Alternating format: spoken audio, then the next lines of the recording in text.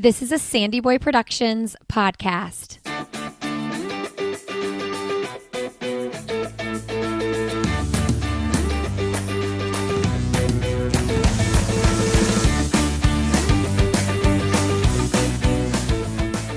Hey everybody, welcome to I'll Have Another podcast with Lindsay Hine. I'm your host Lindsay, and I'm so grateful you're here with us today. Today you're listening to episode 327, and I'm talking with Kate Grace. This conversation with Kate is long overdue. I actually cannot believe I'm just now interviewing her for this podcast. So it was quite the treat to have a conversation with her, not only about her amazing success this summer on the track, but just her career in general. Kate is a 2016 Olympian. She actually won the USA track trials in the 800 in 2016 and went on to compete in Rio, where she made it to the finals. And unexpectedly, kind of unexpectedly, I guess, we actually get into that in this conversation. We talk about that experience in this conversation. I've been curious about it, so it was really fun to hear how she processed 2016 and what that all meant to her. Kate also represented the United States in 2017 at the World Championships. And this summer, after the track trials, she did not make the Olympic team this year, but she went on to set 3 personal records in 9 days. She won her first Diamond League, and her new PR that she has set of 157.2 puts her at the 8th fastest 800 all-time list in the U.S., 7th fastest in the world in 2021. So we get to hear about these recent successes as well, and we hear about coaching changes. She's now training with Team Boss and what it's been like to get to learn from several different coaches along her professional career. Really, truly, such a great conversation. She was so open and honest, and I really enjoyed getting to know Kate in this episode. I hope that you will enjoy it as well. Hey, before we get started talking with Kate, I want to thank Athletic Brewing for supporting this episode of the podcast. I don't know about you, but I've been trying to cut back on my alcohol and have really been giving it a lot of thought lately. And Athletic Brewing Company has delicious craft beer that just happens to be non-alcoholic.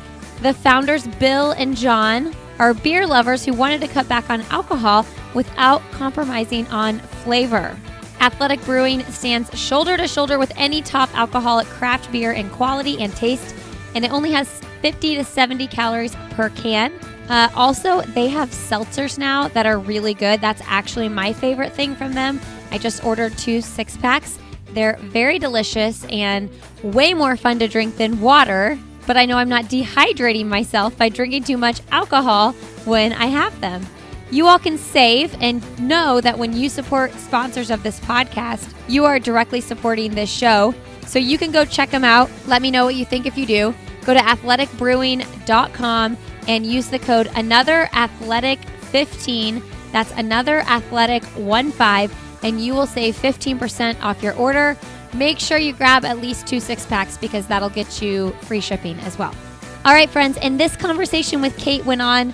It was quite a long conversation, so we decided to pull about 10 to 15 minutes from the conversation and just have that over on Patreon for supporters over there so that we could keep this podcast to the length we like to keep it and also provide our Patreon supporters with some additional content. We love doing stuff like that for everybody who supports over there. So when you go to patreon.com/Lindsay Hine, you can find that additional audio. We have that from other conversations from other athletes on the podcast as well. Also over there, we have conversations monthly with my husband, Glenn.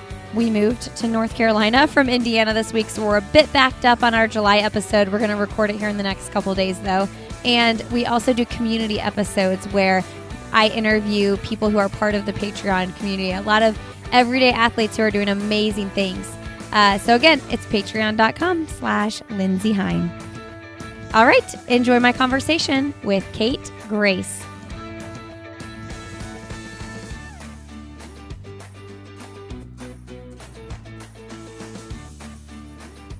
All right. Well, today on the podcast, we have Kate Grace on the show. Welcome to the show, Kate. Thank you for having me. I'm so happy to be here. I'm so excited to have you. It's like way overdue. And so we were just talking beforehand, like we have to do like big picture life of Kate, but also cover these big races that you've just totally amazed us all in. So first of all, congratulations on all that. Well, thank you so much.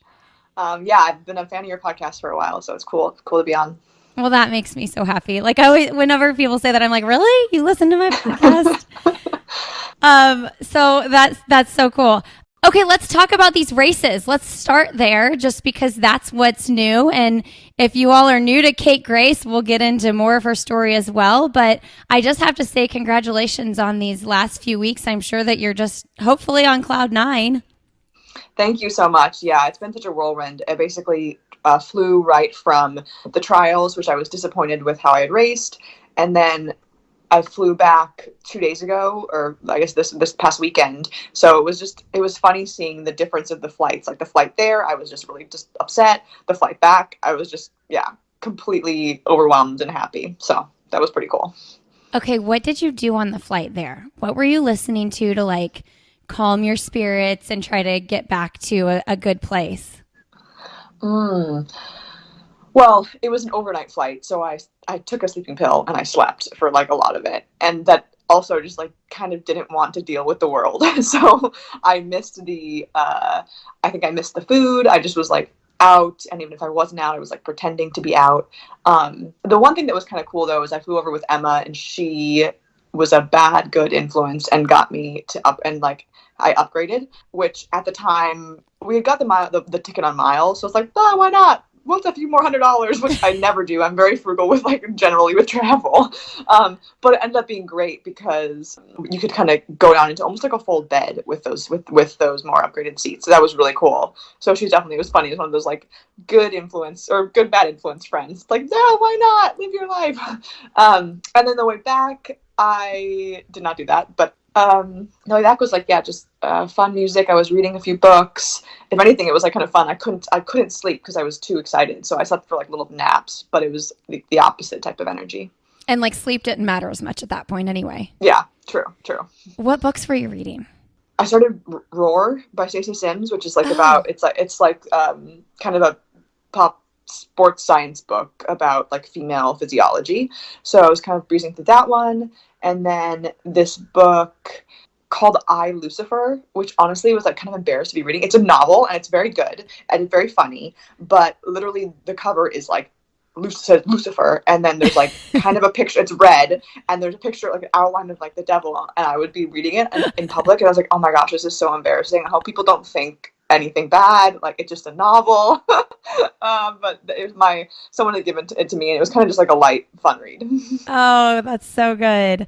Okay, well, I guess let's go back to the trials just a little bit before we dive into those really exciting races. Obviously, you were the reigning champion from the 2016 trials. I'm curious, like, how did you process that going into the trials, knowing that you were the reigning champion, but also knowing, like, this field is stacked? Yeah. I mean, it gave me extra nerves that I wasn't really even aware going in that it would. It had been so long since I hadn't run the 800 at a championship since 2016. Wow. So in many ways, I basically went into the 15 and I had success in the 1500 after that. So it was that gave me some relief of nerves because I realized like, okay, logically, it's been a while. This is, I don't know, like I can give myself some grace here that I'm not going to necessarily be like the one who's been hitting the 800s for the past however many years. Even when I chose to do the 8 this year, it was very much with the awareness that like this is such a stacked field. Like in my mind, it's like this is like running in the final of the Olympics. Like that's how good it is. And in a way, it's like, okay, I know I'm going to have to level up majorly, and that's scary, but also like that I like that because it's going to push me further or whatever. And hopefully it takes, I don't know. It's like, I've really tried to work on the mental tactic of like that being a good thing. Like I appreciate these competitors because they are making me level up my game or whatever. Like in the end, like if you make it, you want to be it because you really deserved it, right? Or because you really really did all the work. There was always this thing. I mean, 2016 was like such a just crazy weird race, and like so really crazy. Yeah, and it was like pretty tragic for a lot of the athletes. There was this huge fall. I ended up, I mean, I my own personal way of like my own personal thing was like it had been a huge comeback for me, and I ran a PR in that race. So I was like very proud of having made the team, and I've always felt like very proud of like making the team was mine. But the idea of being the champion was always like I never really held on to that in terms of like that's my accomplishment. That felt very much more like the circumstance. So for better or for worse, if anything, I was like, man, I want to come to this trials and really show that like I can do this. Which also, I guess, maybe put too much pressure on myself. But yeah, I'm trying to think of how to wrap that up. I mean, I think overall there were definitely nerves around it. And I think the biggest nerves was just that because I had been away from the 800 for so long, it was like proving that it was the right choice to go back. And that's where I think I was most like having to manage that stress. I love that you brought that up about the 2016 trials, because I've actually really wondered that, like your true thoughts on winning that race and what that meant to you. Because I mean, yeah, it was heartbreak for so many women in that fall. Like you just don't know. But I mean, that's part of track and field. Like anything can happen. Anybody can fall. But it's interesting to me that that's how you felt about it.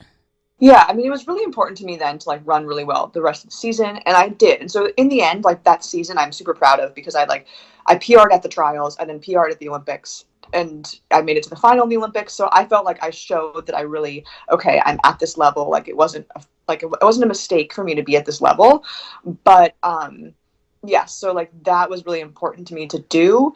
But the specific experience of being at the trials, exactly, and like being and winning that race has always been a little bit like, it's just hard for me to really understand it because it's like there is an element of luck. And the crazy thing is, again, I was being an Olympian is huge, but also I realized like being a trials champion is huge, and I think I've benefited from that in ways that like I don't know. It's really hard or not hard, but it's just interesting when you like realize that some things you benefit from. I mean, there's an element of luck in people's success, right? And it's like weird to know exactly how to process that. I think at the time, also, it was such a whirlwind that I like the day of. I didn't really realize like how traumatic it looked until you afterwards watch the screen, right? And you're like, oh my gosh. I mean, you realize you hear what happened, but then you like don't actually process it. Or yeah, so. Later realizing I probably would have like I don't know, like said a few different things in interviews that exact day, but I mean, you can't really go back in time. Yeah, I think I mostly just tried to do, which is like what you can do, which is like in private conversations, be like very aware and reach out to people who have been hurt by it. And especially like Brenda was still running. So that was one thing that her and I, it was like so wonderful to see her do well afterwards. And I, yeah. And then also, and I guess just like try to make the best and like be my best self and like do things that I could control. And like, I don't know. That's all I could really do. But you're right. I mean, even me talking about it now, I'm getting all awkward. I still get kind of awkward about it. I don't know. Yeah. Yeah. But I mean, again, it's one of those things it's weird with track in general. It's like you are friends with your competitors and you respect them so much and you've seen them. So I do, if anything, the one thing I felt good about is that even after that, like people who were impeded, I was like able to talk to them or just like realize that everyone's lives go on and like people think wonderful things happen. And it's not, obviously there are really sad things that happen to all of us in sport, but like in the end, I generally feel like even with competitors, we're able to like support each other and be happy for each other in whatever successes you are having. I mean, two things I was thinking about when you were explaining that. One, I don't know if it was Steve Magnus. Someone recently tweeted something about athletes going to the Olympics and like just being happy to be there. But he was like, if you're saying that, you don't understand the level that these athletes have truly been training. Like you're not there to just be there. But I'm curious, like, You proved that you deserved to be there. You made it to the final that year. I know, guys, we're talking about 2016, but I'm still super interested in this. Were you 7th or 8th in 2016? I was 8th. 8th. So based on like what he said, like, you know, you're not just happy to be there. Like you want a medal. You want to do, you know, the best you can possibly do. What are your feelings on that conversation? Oh, totally. I agree. Again, and honestly, at that time, me making the final was huge. Like it also was my first, that time was my first US team, like my first US championship team. So being able to like perform well through rounds, I PR'd in the semifinal to make the final. And I really was not expected to do that. So that to me was a big, big deal. So that was way more than like just being happy to be there. And yeah, then like the final, I was pretty tapped out and not really prepared for it. And I ended up like kind of out the back, which I still think I ran 159, but still, it's just an incredible field. So in general, it's like with anything, I felt happy with where I was. I was able to do that, and also was like, oh man, I want to come back and do more. Which honestly, like connecting it to this year, I kind of went away for it for a while because I thought I could improve in the 15, and it became pretty clear to me, especially after watching the 2019 World Championships, was like, well, actually, I still have this like fire for the 8. After watching 2019, I was like, I could do that. Like, I actually believe I could get there and like try to medal. Which you're right. At one point, that's what athletes are going after. They're going after their absolute best self. And that's honestly what brought me back around to this year going for the 800, even though I knew like the team itself was so was so hard to make, that I really had this belief, like, you know what? Yeah. Like if you go there, you could honestly talk about what it would mean to medal at the Olympics, which is just like wild to me, but that's definitely where my mind was. Think there's a good chance one of those ladies will medal? Oh yeah. I mean, I would say I think that there could be a sweep. Like it'd be crazy, but I bet there's at least two. I bet we have at least two on the podium, you know? But yeah. It'll be also really cool to see what a thing does. Because I just think like even seeing her at the trials, it feels very much like her coaches have been good with like kind of holding her back. And yeah, it'll be really cool to see. Yeah, we have a thing, Ajay and Raven.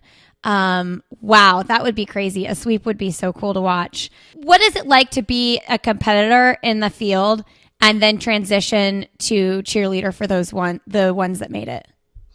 Yeah, I think it definitely takes a few days. I mean, you're saying immediately like, "Oh, I'm happy for you," but which I think it's important to say that, and it's kind of one of those things that the more you say it, you believe it. But for me, it takes a few days to get over the initial like, ugh, sad, like cringe, to really feel like I want to root for these people. And I think at this point, I'm there. It's one of the things that helps is like if you all go out and give it your all. It's kind of this idea of you have to respect your competitors, right? And that's also how you're going to race the best, is if you really respect that these people are like just the top of their game. And so I think having that level of respect helps. And kind of in a way, it's like, shoot, if they do well, it shows that this actually was really hard to make, and that are really like we're not just saying this, that the US really is just top of the game in the 800. So in a way, it's like all of us not benefit, but all of us by kind of our, I don't know, in this like team pushing them to do well, and maybe like in a way in our racing them, we kind of prepare them for it, I guess. That makes sense. Totally. I'm curious, you said the 2019 championships made you realize like, oh, I still had a fire for the 800. You recently transitioned to Team Boss. So was that a decision before the transition or during the transition, or once you started working with Joe? What did that look like? No, that was basically the reason that I did transition. I mean, I would say the COVID break was what gave me the time to like think through what it would mean to train for the 8, and just how I could give it my best shot, and like have no regrets with it. Because yeah, usually we just don't have enough time to like kind of really take a step back. I mean, if better or worse, we all had way too much time on our hands to like reevaluate.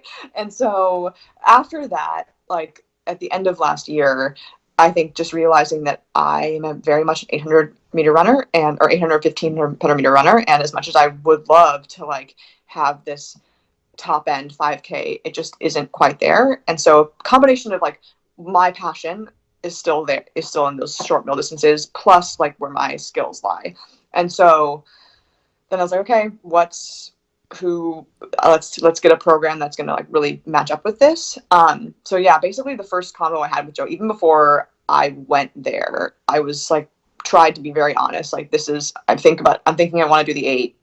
Like, that's what, if I come there, that's what I will be trying to pursue, which was great, honestly, because I've never really done that with a coach. Every other coach, we've kind of straddled the line, and it's been like not until later in the season that we have to decide. So I loved it, because then basically immediately that was on his mind, and then we both like held each other to that, and there was no like waffling.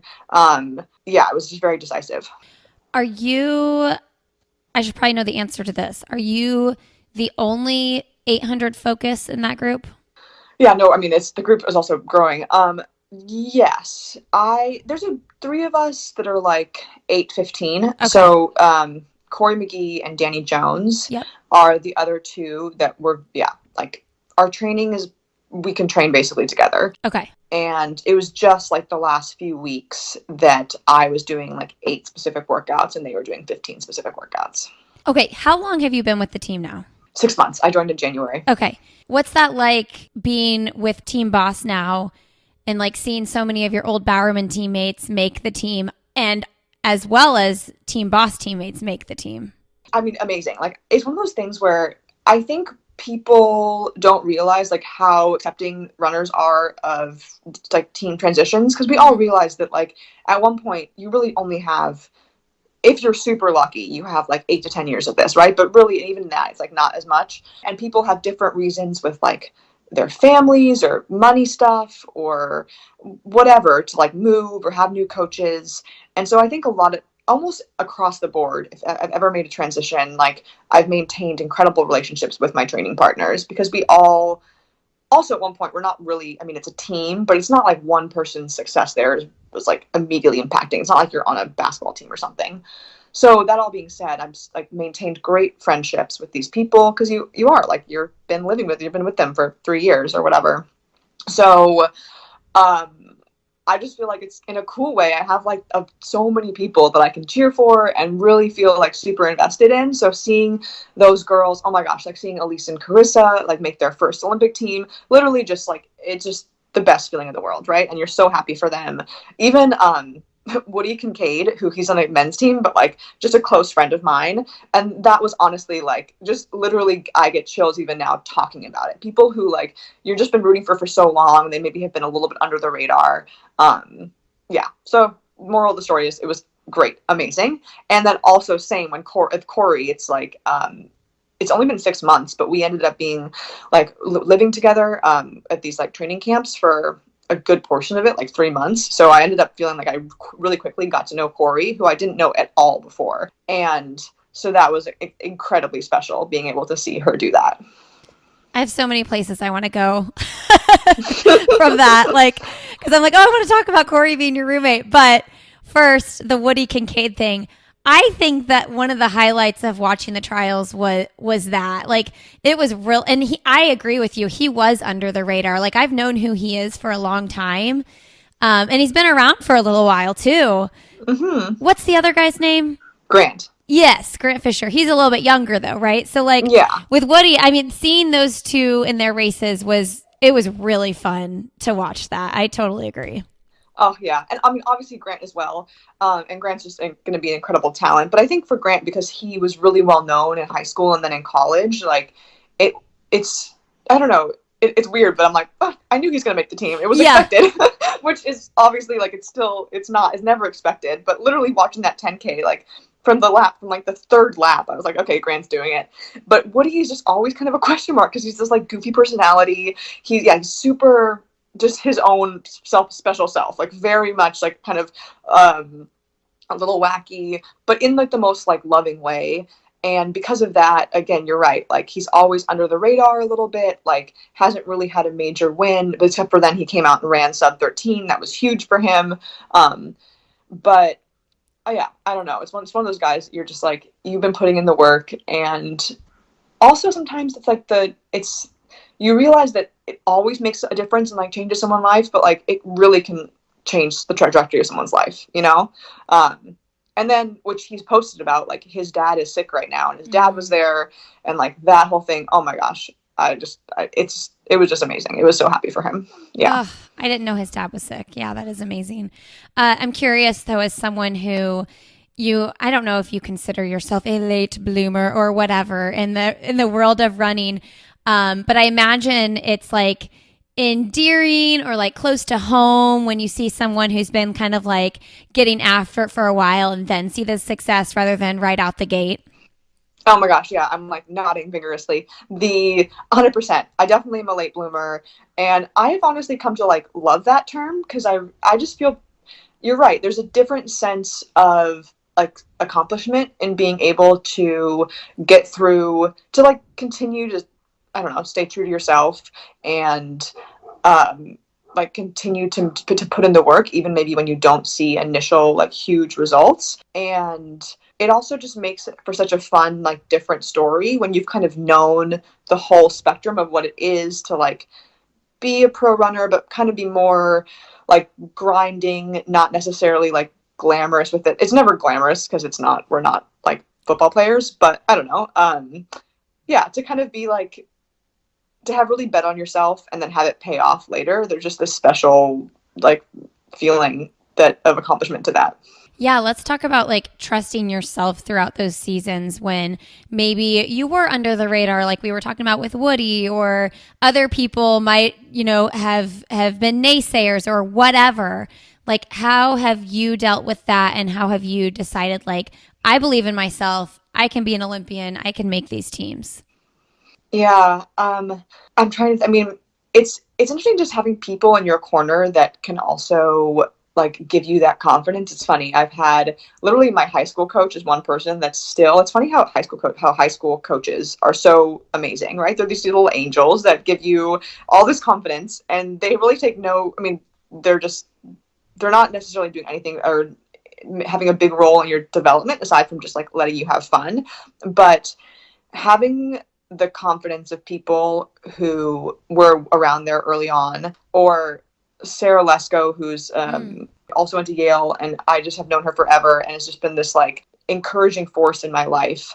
I really appreciate those people and people that kind of come on early and are part of your story, and just like I don't know, it's like I don't know, the idea of kind of mentors along the way, or just people that you feel like kind of come to be a part of your team, and then they've been there the whole time, and they're just able to, I don't know, give you that advice and guidance moving forward. I'm trying to think specific. So basically, when I first came out of college, I went and I didn't really know what it meant to be like a pro runner. So I was like, I'm going to do this for a year or something. This was January 2012. So it was 6 months until the trials. I was like, maybe I'll just like go out for the trials, and me not really realizing that it's like, this is going to be a long process. But I think at the time it was good because it enabled me just to have a short-term focus. And then I got there and I did not do well. I did pretty horrible. I was out the back, like in the first round. Like I was like last in both events. But I think there was something about even just I made a few pretty significant PRs in a short period of time that I just, instead of being super discouraged by the ultimate result of like, this is horrible, I'm 25th at the trials, it was the opposite. It's like, no, I have PR'd pretty significantly within a really short period of time, and I know that like seeing these people, they've been doing this forever. So I think it's something about, it's like this combination where you're actually not taking the end result or the middle result too seriously. You're more seeing like, oh, my process is actually pretty good. Like my process is actually like, I'm actually seeing a ton of improvement, and that's what I'm going to focus on in terms of my confidence. And like, that's where I'm going to say, okay, no, I now know I now believe that if I put in the work for the next 4 years, like, I think I could be there. You're never going to guarantee it, but like, I think I could be at the point where I'm really competing with like the best in the country and the best in the world. And I think that's what you have to really pay attention to, especially if you're, like a late bloomer, is, again, you want to take the feedback, but as I'm saying, the feedback is more about how you're hitting those improvement marks, not necessarily like immediately, am I going to be the best? Because you should never expect that.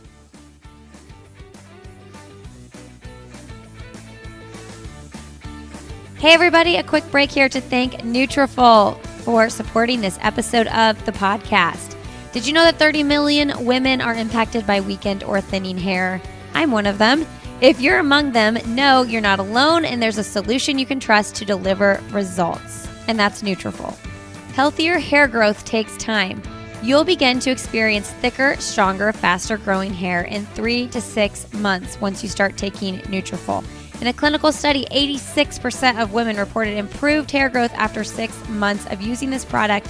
More than 1,500 top doctors recommend Nutrafol as an effective and high-quality solution for healthier hair.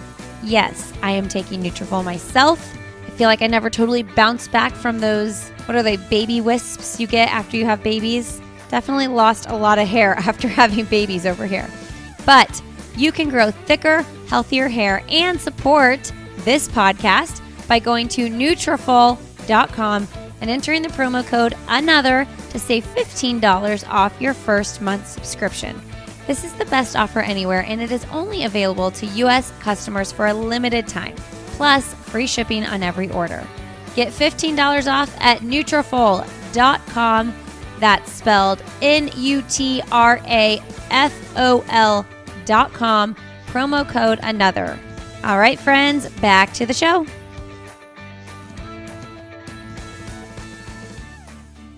Okay, so in 2013, you had a really big year. Fourth at USA's, you go to Paris, you break 2 at the Diamond Leagues. And then you had like a string of injuries, I know. And so like, I want to just talk a little bit about that phase and what it's like to feel like, okay, here I am, I'm doing it now. Then to have like, I mean, a couple years is a long time to mentally get through that. So who helped you walk through that? How did you stay in a good mental place? I'm sure there were ups and downs. Tell us about that time. Yeah.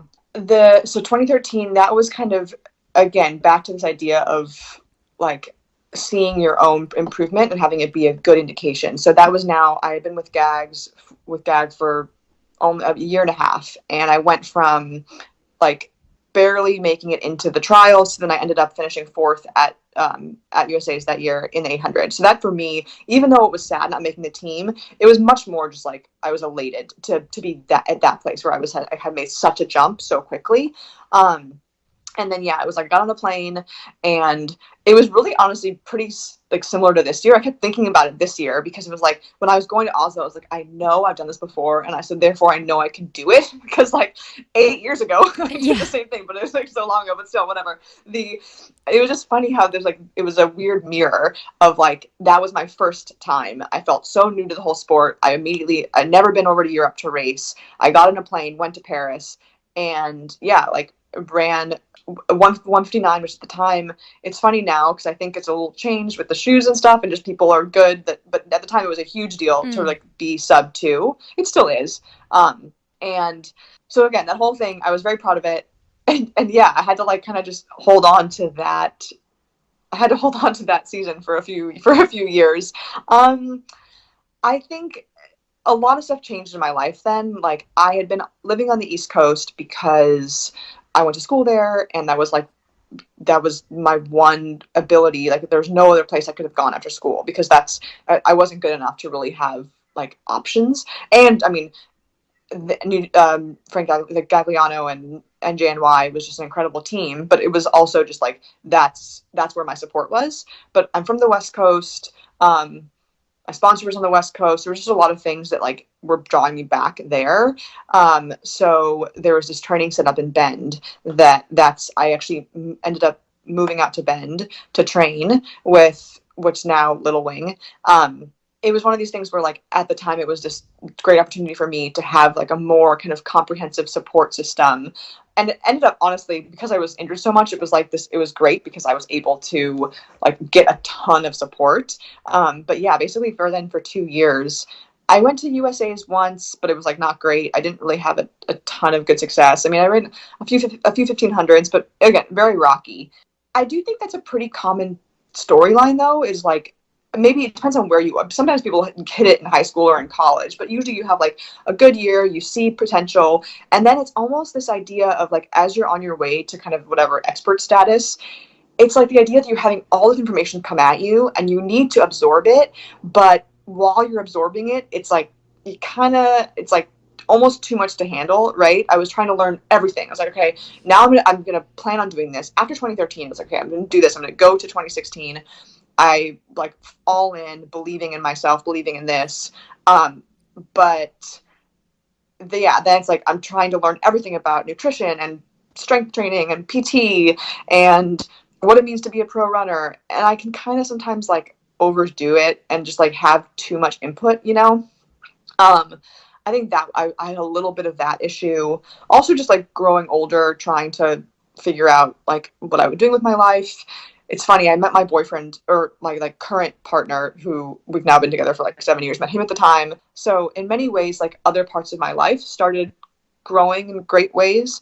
But yeah, I just think the actual running results. It took me a while, I would say, to like integrate the different information and like different types of training and like see any results from that. And also, you're right, injuries. Like, again, things which is really common for runners is you get excited and then suddenly you're like kind of overdoing it, you know? And so I definitely had to like learn those lessons then. I had never really been injured in college because I had never really like trained as hard. So I think, again, people might see that kind of plateau more in college, but it took me until a little bit later to do it. Okay, so yeah, you've had a lot of coaches and a lot of different groups. Yeah. Talk about the benefits and maybe if there aren't benefits of transitioning so much. Yeah, it's interesting thinking back. Sometimes I'm like, what is wrong with me that I can't just like whatever? But honestly, each time there's been like a reason that has made sense. And also, I like at one point I'm not going to like go back and double and overthink it because that's what's happened. I do the positives and negatives. On the positive side, I honestly have loved the fact that been able to learn from so many different people and like different types of programs, and just like seeing both this like science of how they coach, but also like how they interact with their athletes. If anything, I feel like it's benefited me with my like interpersonal interactions, just to see how these people are really good at making people trust them and believe in themselves. On the one hand, I'm not going to say that anyone should necessarily go and change coaches 5 times, whatever, but I do think at some level, a lot of times athletes are so nervous about changing situations that to the point where they do themselves a disservice. And I think, I think a coach would agree with this, that like, yes, a coach is important, but there are so many other things in your life that are also important that you need to have like a full picture around. And so if you're, for example, me being on the East Coast, if you're like far from family, you're not dating anyone, not that you have to be dating anyone, but like you're just like everything else in your life is just kind of like stagnated, but you have a great coach, like, is that really going to be where you're going to thrive for the next 5 years? Maybe the one coach is going to do it, but I would say that like honestly, there's a ton of like your job, eventually if you're having kids, like just different things. There's so many other aspects that are going to go into you being happy and successful as a person and an athlete, that I think that you have to weight those other things in the equation, and and also realize that there are a lot of good coaches out there, and like it's interesting, and people who are really knowledgeable who can give you insight at different points in time. So that's my plug for that. And yeah, transitions, I have gotten, like, for better or worse, relatively good at making coaching transitions. But I mean, again, I do think part of it was just like it was just a lot of it was just like a side effect of the way that I was such a late bloomer, in that like things have happened along the path of my career that have made it, that changed what coaching is there.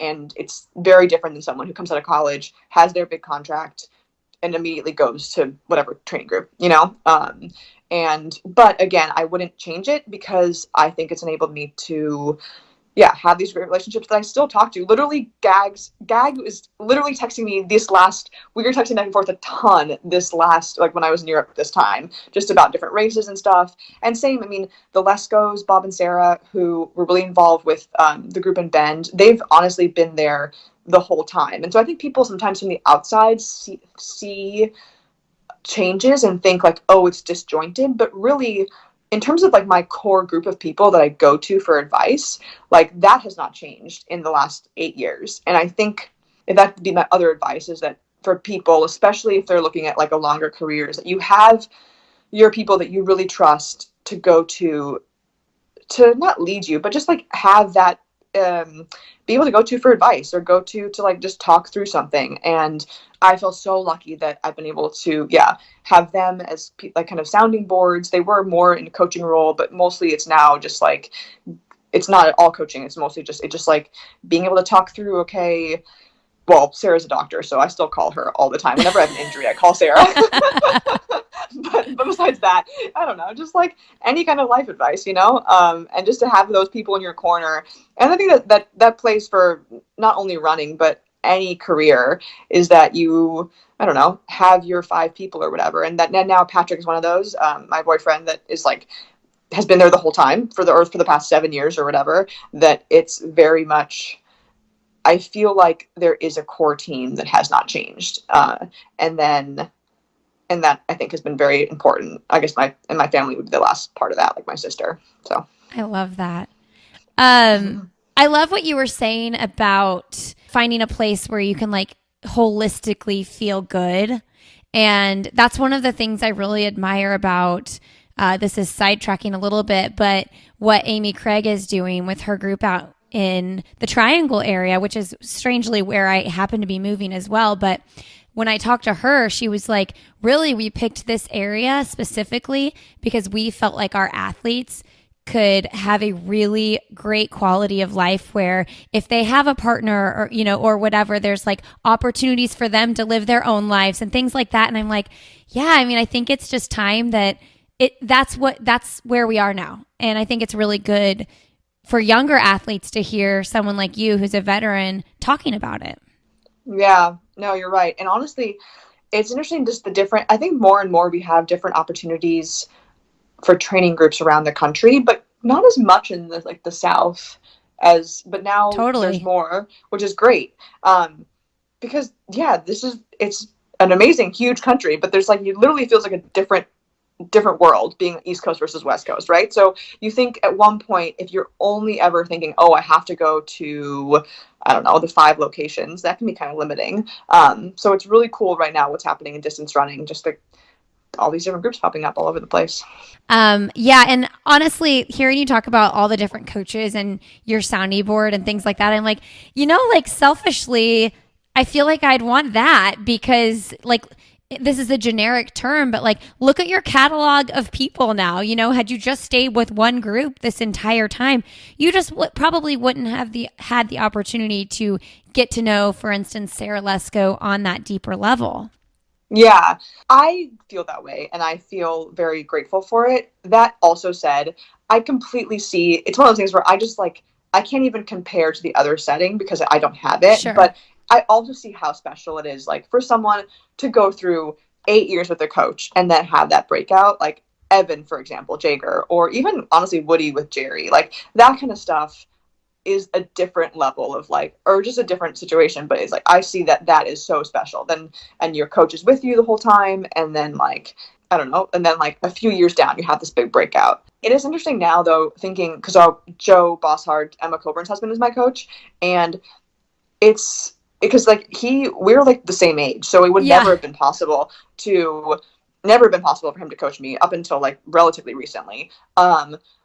So some part of me has been thinking recently, like, well, for better or worse, like the late bloomer status has allowed me to like, now be coached by him, which literally like would have been impossible like 4 years ago. And so this has been a very cool way to kind of like, I don't know, have this culminate, and then be able to be coached and like be able to PR and stuff with him, that if I maybe would have been in a different situation or like just with one setting the whole time, it wouldn't have been the case. Okay, let's talk about what you're most excited about with that group. I saw your post, I think, and you'd like written down all these like random notes on like, they don't even foam roll or whatever, just like all these funny things. Talk to me about that transition and what you're most excited about. Yeah, I mean, it was just so cool how quickly everybody was welcoming and like brought me into the fold. It also helped that we were living it was like a training camp in Scottsdale. So it was like 2 months of living with everybody. So that always helps with just making you feel very quickly like, oh, now we're like family or not, or I don't know, just like your roommates basically. And I think what I really appreciate about what Emma has done is that she has just created this group that is very like supportive of each other, and all groups are, but this is like to a certain extent, it's very much in the group culture of like, okay, we're all gonna be there for each other, we're cheering for each other, we're very much like going, I don't know, feeling like each other's success is our own. And that's a cool thing about a group that you also feel like is pretty new. Obviously, it's been a few years, but like still is in the process of growth, right? So then every person who comes feels like they are a part of that growth. Like I'm actually giving something, and by my performance, I'm like making us more well known, or I'm like showing that what we're doing is working or whatever. And I don't know, having that kind of ownership, I think, is very special with the training group. So I definitely started to feel that even. And in terms of what I'm excited for, I literally joined in January. So whereas I've seen pretty quick success, I think also from just doing the straight 800 training, I'm excited for like a season in which I have a full season, and I can do the fall training and have it be much more, not feel quite as rushed, and just feel like, okay, then also feel like at the end of the year or in next June, like, okay, I know I've had a full build up and I can really trust this and see what I can do with it. All right, everybody. I want to thank Previnex for supporting this episode of the podcast. Previnex is where I get my vitamins, my supplements, and protein powder. They also have kids' vitamins. For so long, I wanted to find a place where I could find vitamins that were legit with good, clean ingredients that were effective and from a company I trust. I felt like I was always browsing the aisles at Target and looking at like one a day and not knowing what brand actually had quality ingredients. So I got to know the founder of Previnex, and I really trust this company. We love their protein powder. I drink it after every workout, just shake it up with some water or make it in a smoothie.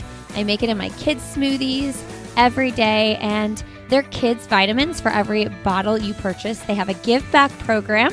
And so they donate a bottle of kids' vitamins to malnourished kids around the world. A really great company, really quality products. Can't say enough about them. They also have a Joint Health Plus supplement that helps provide comfort to your joints, helps you have longevity in the sport. Check it out, Previnex.com. Use the code ANOTHER to get 15% off your order. Okay, enjoy the rest of my conversation with Kate.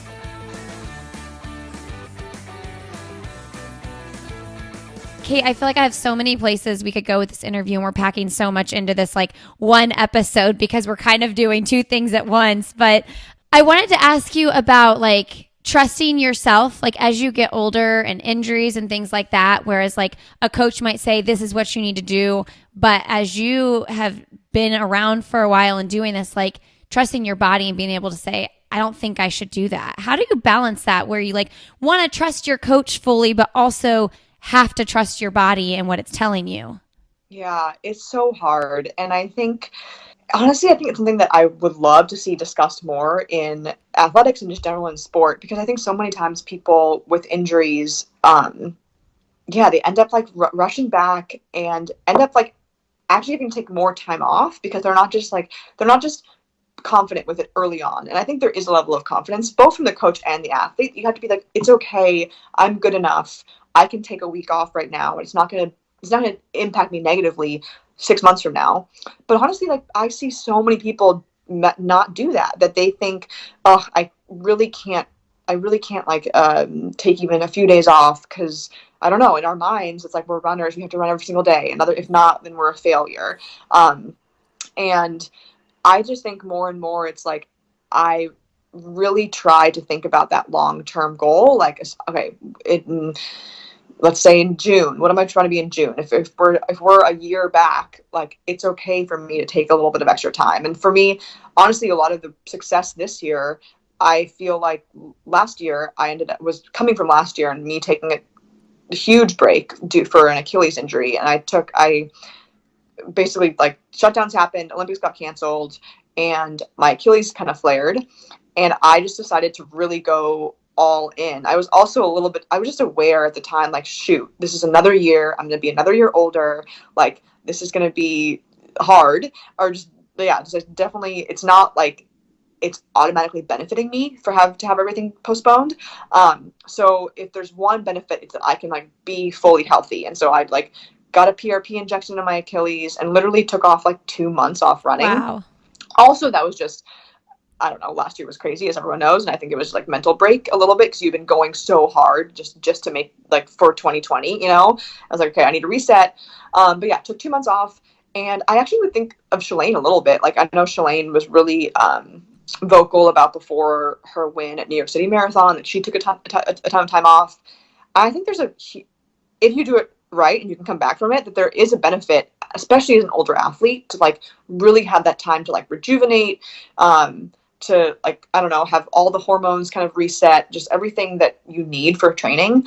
So yeah, that was something that I just think that those kind of breaks, you never want that, obviously, but to be able to have either those big breaks, just to not be scared of them, that you realize that actually it can like boost you past a plateau. And then you're right, on the smaller scale, be like, okay, yeah, with coaches and athletes, just to always remember that it is, in the end, that is the confident thing to do. And like the smart thing to do is to take the extra day, especially when you're 4 months out or whatever from whatever the goal is. So we've covered so many things, and I feel like we could talk forever, but before we wrap up, let's just get into these last few weeks a little bit. Yes. Man, 3 PRs in 9 days and 157 too. I mean, I hate to ask this. It's like, I remember when my husband ran his marathon PR, he ran 2:49:05, and somebody was like, oh, I bet you wish you could like get those 5 seconds. And I was thinking, no, he broke 250. What are you talking about? But like, gosh, that's so close to 156. I'm that person now. That's what I'm saying. I'm the person that said that after his race. But I mean, 156 just sounds so fast. And you're like 0.2 from 156 high. How does that feel?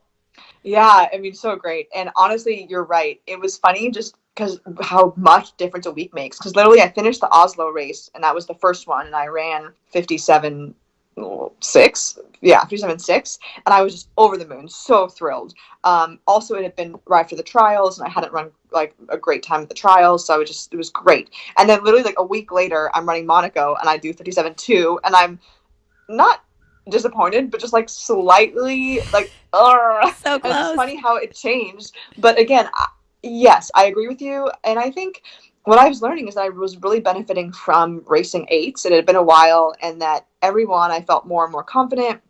And after finishing Monaco, I did finish and was like, oh man, I feel like I can already identify a few places I could change that race that I think I could go faster next time. So, which is a really, really cool feeling. And I think I just love it right now that I'm like, man, I'm at this point in my career and I'm still excited that I really think I can PR and like, yeah, hit these great times. Like, that is so cool.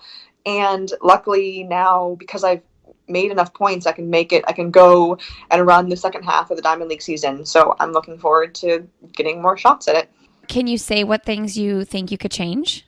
Yeah, well, first of all, the rabbit went out so fast. So the rabbit went out, it was supposed to be 57, and she went out in 54. And which is 3 seconds, but in an 800, that's huge. Huge. And then, so I went out 56 flat, which is like really quick for me in a 400. So I think one of the things, and I was on the outside of Natoya's shoulder, like basically the whole lap, which just adds distance. So I think what I immediately would change was like, okay, we're going fast enough.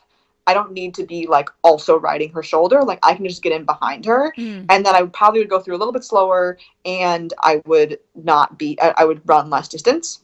Yeah, that would be the biggest thing. And then I think also just in general, like shocking my legs I kind of did like shock my legs in like how fast that was. And I think what I'm learning is like, usually you need like one shock of your legs, and then maybe the next time you go through, it'll feel a little bit less hard. So.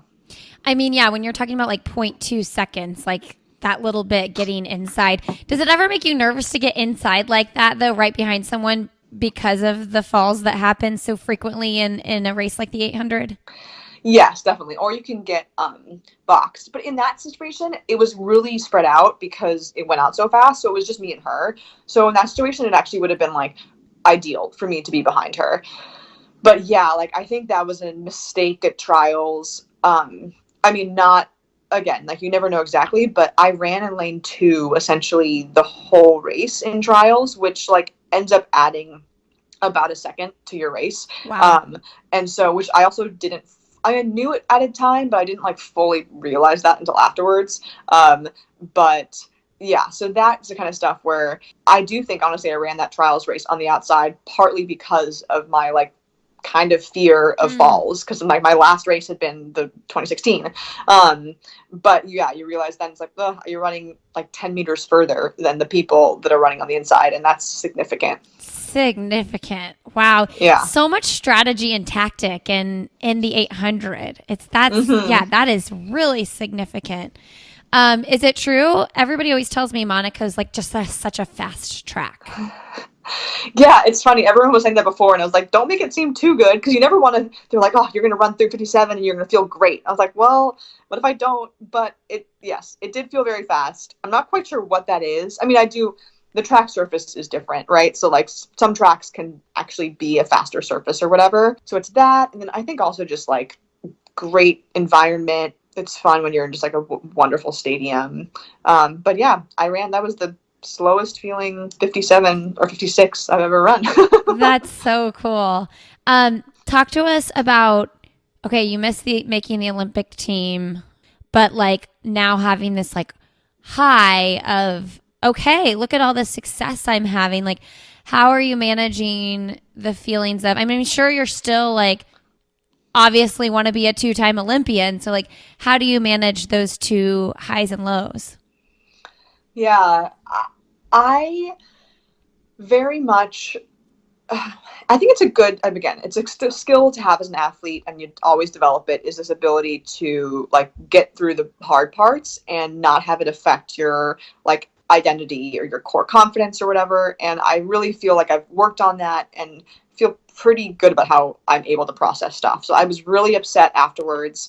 But then basically all you can do is like control the next thing, right? And so the fact that I was able to like control that and run well, I mean, it helped me very like process it more, right? Is like I was like, okay, well, like this, I did the best I could, and I now have shown myself that I can bounce back, and I feel like confidence in that.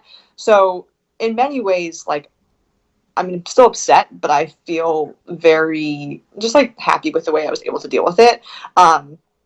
I think also having made these changes relatively recently, with coach and training program, and then seeing it pay off, has just been super like very gratifying, because I feel like I really did something that I felt was right, but like wasn't necessarily like a popular thing to do, or like necessarily like maybe a very obvious thing to do. And so being able to like make those changes and like really stay true to myself and then have it pay off is just this like really great feeling. So it's all been mostly positive, is what I'm just saying. And then there's still a little bit of a twinge when you don't make the team, like, oh, I'm so excited for people, but also like I wish I was there. And it's like anything in life, it's like I think it's okay to be sad or to like be a little disappointed, and that doesn't have to like color your whole world, right? And I think, yeah, that's the one thing that I would say is like my one way of dealing with race sadness is like, yeah, it's okay, and then still move on throughout your day. And sad things happen, and like that doesn't mean that that the whole world is going to end. It's such a good like theory in general. I think about that with my kids a lot when like things are really hard, and I feel like these last few days when we're trying to move, it's like there have been moments where I like literally just scream because I'm like, I don't know what I'm doing. Like this is so hard. And I oftentimes say like, you can feel two things at once. Like I can feel like so stressed out and like, why is everybody fighting? Why is everyone yelling? All the things. And at the same time, I can be incredibly grateful that I get to be their mom. Like you have to hold space for both of those feelings, because, oftentimes I feel like guilty that I feel frustrated about it, because I know how fortunate I am to have been able to have these 4 beautiful kids that are healthy.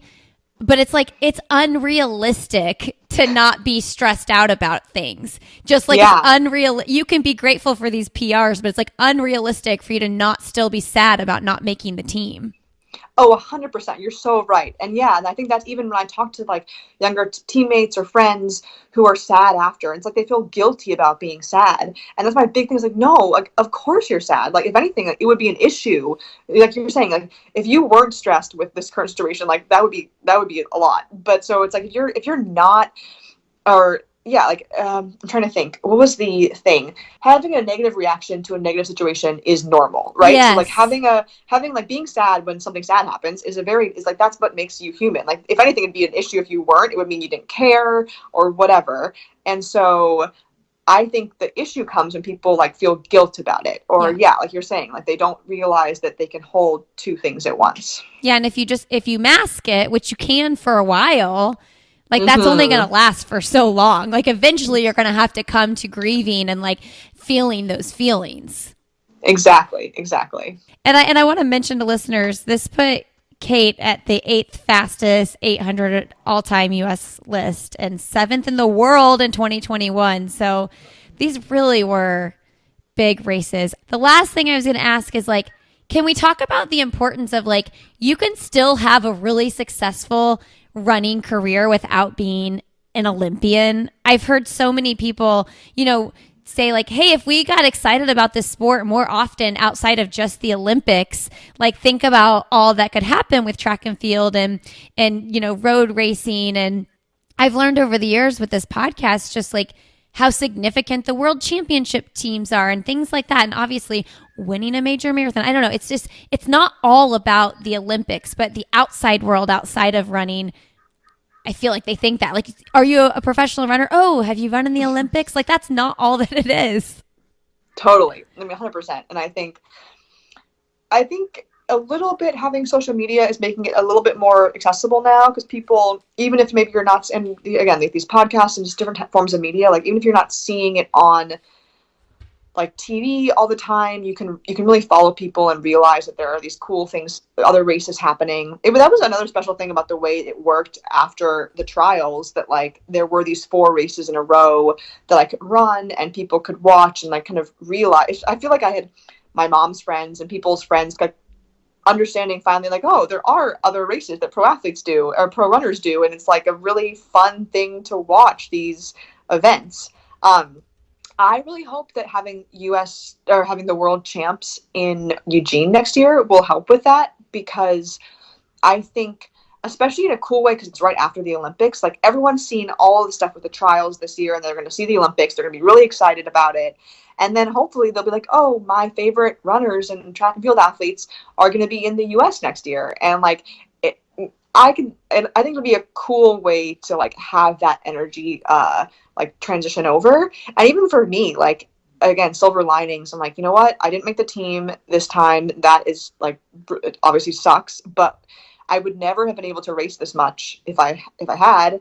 And now I get to have all this experience racing, and I get to go into next year being like, you know what? I feel like I've gained experience and confidence and PRs, and I want to go and like go out for that team next year. I love it. So good. Yeah, and your 1:57.2, that is faster than the trials win, right? I think it would have.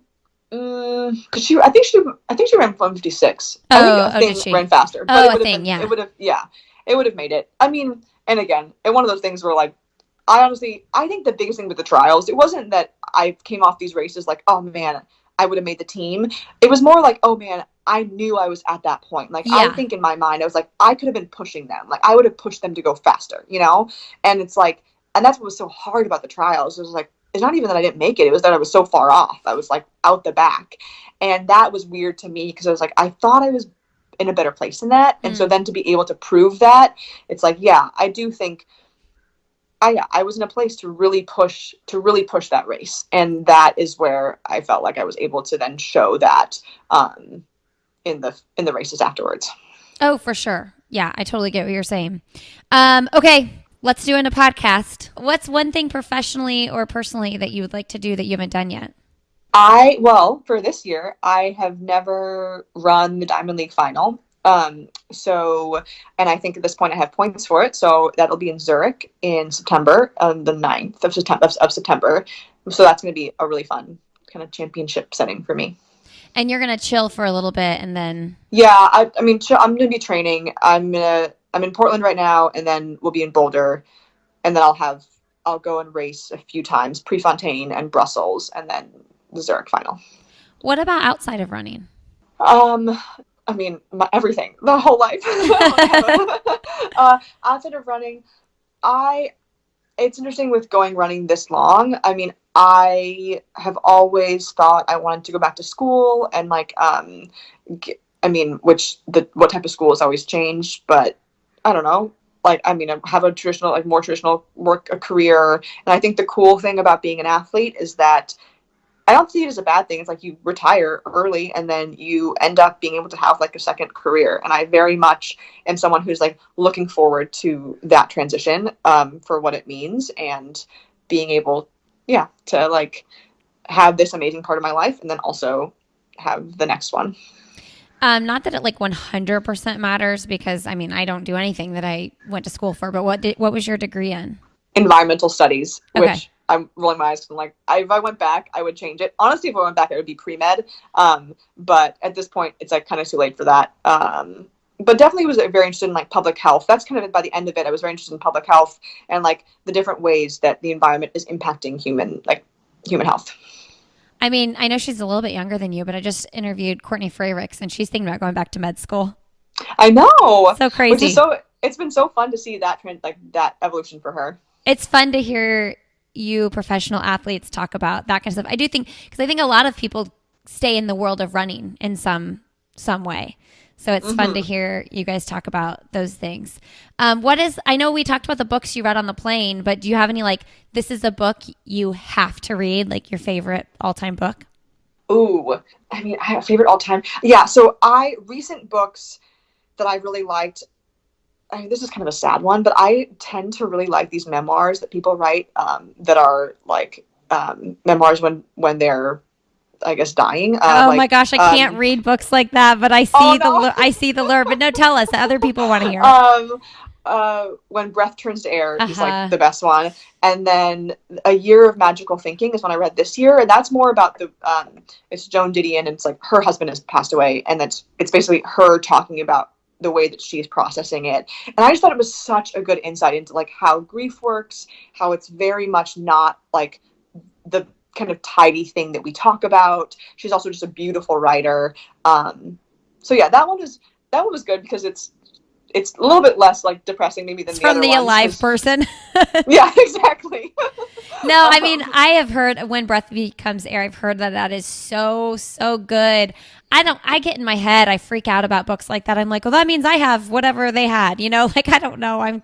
Oh, honestly, I'm the same way. It's like, I'm so bad. Yeah. I get super hypochondriac. So I can only do like one a year. Yeah. Of them. But I mean, it is cool to like hear the perspective of someone who's like facing that. We're all facing that at some point, but like that's facing it right now. Mm-hmm. Okay, who's someone fun, motivating, or inspiring you'd like to have coffee, tea, or cocktail with? So last night the Bucks just won. So I feel like Giannis, did I pronounce his name? I don't know how to pronounce his last name, but the basketball star that I mean, I don't really watch basketball, but now like Joe and Aisha are big. Like they're from Wisconsin and just like big fans. And so I just feel like I've been more aware of this like NBA championship and just seeing him. Oh my gosh. He's like, I just respect him so much as an athlete. He's young. He's like 26, but just so intelligent. He had this quote that someone tweeted out. It was like something about how to stay present. He was saying that if you're in the past, that if you're thinking too much about your past, that's your ego talking. If you're thinking about the future and like what you're going to do in the future, that's your pride. And being in the present, that's like humility, is like being present. And it was a clip of a press conference, and it was just like so deep and just like cut straight to me. I thought it was like way beyond his years, and I would love to talk more with him. I don't know. That's so good, and it's so true. Mm-hmm. Oh, that's so true. Okay, what is your last message to leave with our audience today? I think it just be true to yourself. And this idea of timelines or what different milestones you should or should not be hitting, it's always fine to understand those things, but don't feel like you're tied to them or you're a failure if you haven't hit certain things, or that your story is going to be your story it's great.